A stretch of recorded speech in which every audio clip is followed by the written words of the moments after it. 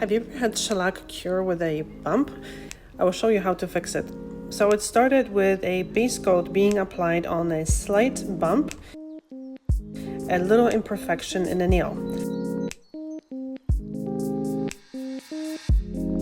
So every single time, I hope when that happens, I hope that subsequent layers will cover it, but they never do.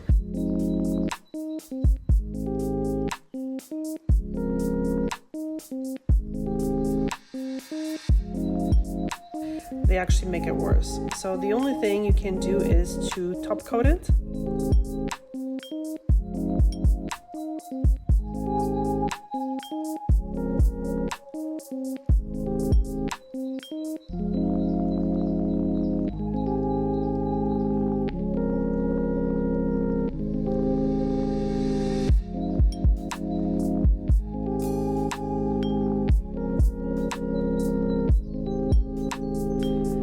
Yep, still there.